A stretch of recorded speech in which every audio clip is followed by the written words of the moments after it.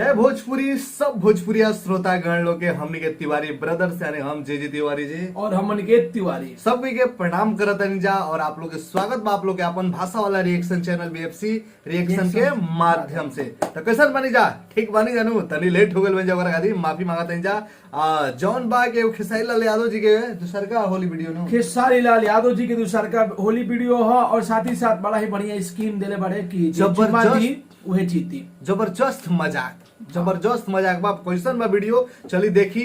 तू देखले बड़ा वीडियो ना हम नहीं देखले तो चली एक एक कहीं काम पे रही जा कहीं हां भैया आईनी है तब सोचे रिएक्शन कर जाओ साथे देखल जी आप। तो चलिए शुरू कर गाना के लिखले बा गाना लिखले बड़े श्याम देहाती और आजाद सिंह का प्यारे लाल यादव कवि जी तीनों आदमी लिखले वाला तो ब्लास्ट गाना होई भाई। और म्यूजिक छोटू रावत जी छोटू रावत जी वीडियो डायरेक्टर आशीष सत्यार्थी जी कइले बारे मिला जुला के बहुत ही बेहतरीन टीम है गाना में काम कइले बा कि आप लोग के दिल खुश हो जाए जब वीडियो देखम जाता। तो चलिए रिएक्शन में देख लीजिए वीडियो में का खास बा कितना पब्लिक प्यार दे रहल बाड़े। ओकरा पहले एगो छोट रिक्वेस्ट आपके भाई हमेशा भैया भी गाना गावेले और इनकर कई गो गाना के डिस्क्रिप्शन में अभी एगो नया होली गीत कल ही रिलीज भइल बाटे आप लोग जरूर सुनम जा जना होली गीत के नाम बाटे रंगम तोहर खजाना।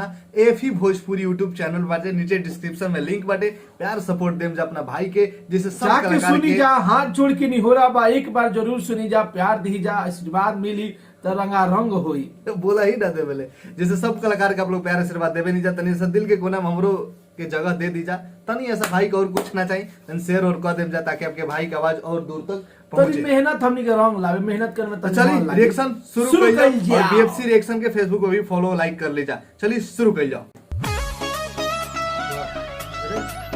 साचो में प्रचार होता है चुनाव का प्रचार है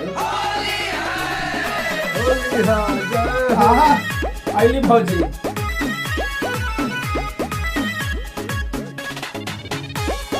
ये कौन का नाम है बम बोस बंगाल के छा भी बड़ी है दुनिया में।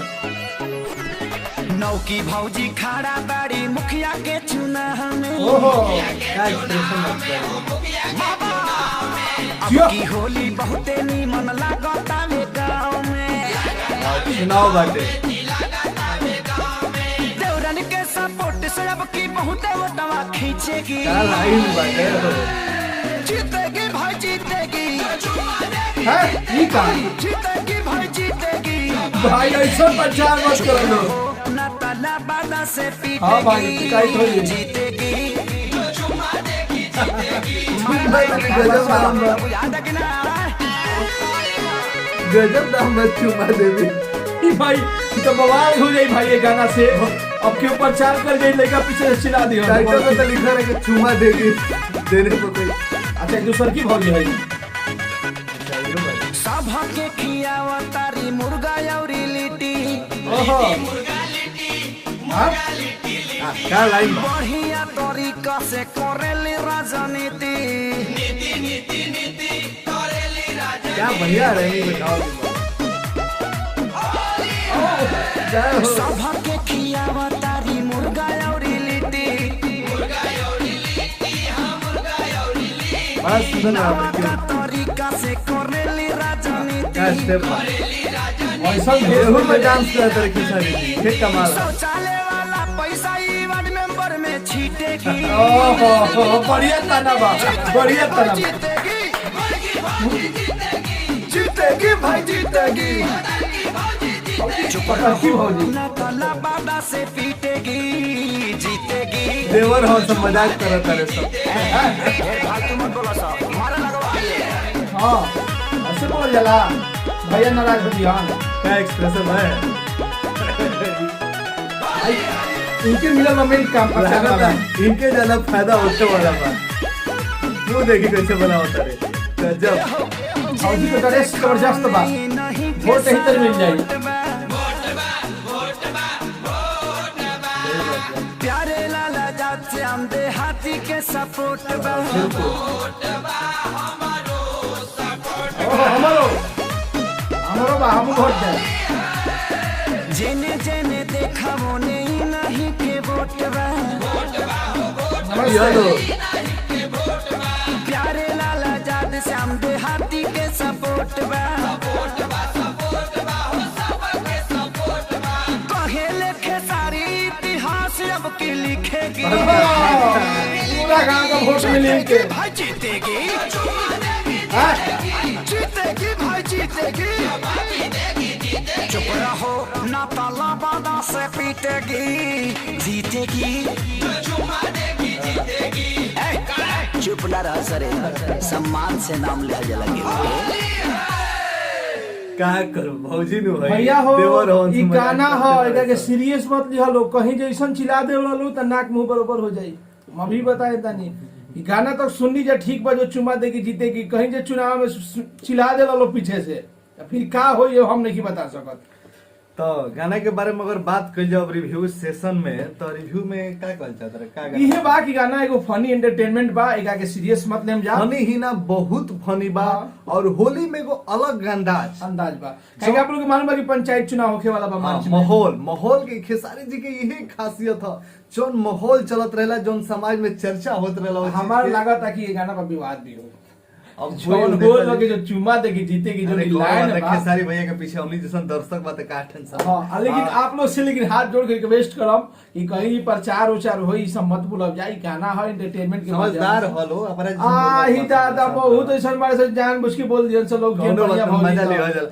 अब ये तो मजा वाला लाइफ अब ना मजा ले अब बताओ जोन भौजी रिव्यू दो पहले सुनो, जोन भौजी ड्रेस पहनले बाड़ी, अब कोनो लड़का चिल्ला दिया से जो चुम्मा देके जीतेगी, हम तो पीछे चिल्लाते। अब ओरिजिनल में ई भौजी होखस त केहू चिल्लाई तो छोड़ो।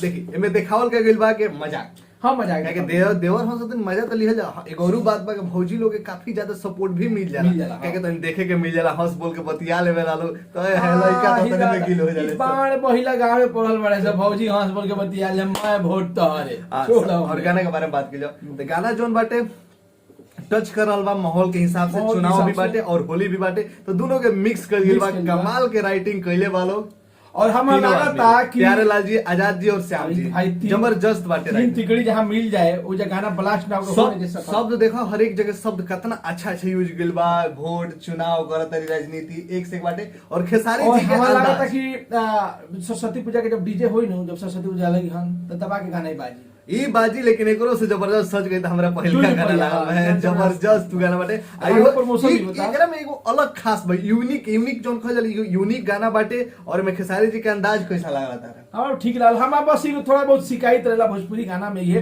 कि ठीक बा कंटिन्यूटी खातिर के ड्रेस बा, लेकिन और भी मैं मेन का वजह कभी सब्जेक्ट होला। अभी जोन सब्जेक्ट बानो एकरा पे ज्यादा तनी और बढ़िया हो सकता, लेकिन एकरा में का बानो आप लोग बताइम जा दोनों भाई हम निकल लग रहा है ये से कि अब ना देखो भोजपुरी स्टार के वीडियो है। अच्छा अब ये पर देखो तो कहीं ना कहीं कंपनी भी अपन देखेला। हां इहो देखो कंपनी भी अपन बजट देखा था के कैसन देखा। मान लो सब कोई तो खेसारी जे स्टार वार तो हर एक आदमी चाहता है उनका गाना के अपना कंपनी जितना बड़े स्टार भोजपुरी के अपना बड़े स्टार खेसारी जी की कंपनी है। खेसारी म्यूजिक ही बोल रहा कि हम ये तो कहता नहीं कि भाई अपने कंपनी से खेसारी जी के एक और इधर ज्यादातर देखा जाता है। तू सोच के देखो अपना का लगे डायरेक्टर रहता तो का करी? डायरेक्टर रहती नु तो माहौल गांव वाला बनाई प्योर गाना पर तनी मुनी खर्चा गांव के गली में हमने के खुदे डिस्कस हुई बाकी भैया। अच्छा भैया रोवे से बताई भोजपुरी के सुपर स्टार के वीडियो है और एगो फार्म हाउस में निकाल दिया गया वीडियो। देखिए दिल के बात और सब फैंस पानी जा ठीक लगी, लेकिन का हो सकत रहे गांव में गली में तनी शूट कर जाई, थोड़ा गांव के कहीं गली के क्लिप लिहल जाई तो वीडियो और भी जबरदस्त लाग बेटर और बनावल जा सकत। लेकिन इहो जबरदस्त बा। खेसारी जी इतना मतलब अच्छी बटे कितना सीधा देवर बनतर लगातार सारा मजा वही मारे वाला मैं खींच लेला बड़ा अंदानी मिला और जबरदस्त सब मिला के सब कुछ बढ़िया बाटे। बड़ा मजा आई गाना सुन के, काफी अलग अंदाज के है। तब बस रउआ लोग के हमनी के रिएक्शन कैसा लागल जरूर ही कमेंट बॉक्स में बताई जा। कोनो गलती सही हो गइल होई बस डिस्कस होला भोजपुरी ए तरह मस्ती मजाक बानी जा, मस्ती मजाक में हो गई देखिए कुछ बात होला जोन भी रहेला आपके सामने बोले नहीं जा, कैमरा खुला देखिए सामने दिल से कुछ अलग ना है, दिल से भोजपुरी के फैन है जा। इहे से हम बात कहनी है कि वीडियो और भी बेटर हो सकत रहे कि भोजपुरी के इतना बड़ा सुपरस्टार के वीडियो एगो फार्म हाउस में निकाल दिया जाता तो एगो बहुत जबरदस्त मतलब ऐसा ना लागेला, उम्मीद रहेला एगो। चलो कोनो बात ना, खेसारी जी के देख लिहल ही खेसारी के फैन खाती बहुत बड़ बात। जय भोजपुरी एकता बना के रखी जा और प्यार सपोर्ट कर जा और रिएक्शन के ज्यादा से ज्यादा शेयर करी जा। बड़ी जबरदस्त आप लोग प्यार दे रहल जाए। पहिल का तो आप लोग प्यार देला के बहुत बड़ा मजा होता व्यू देख के। बस ऐसे ही प्यार आशीर्वाद बने रही जा और हमार गाना तनी सुनम जा जरूर शेयर करना। चलिए मिलते हैं अगला रिएक्शन वीडियो में, तब तक के लिए बना के रखिए भोजपुरी बोली जा।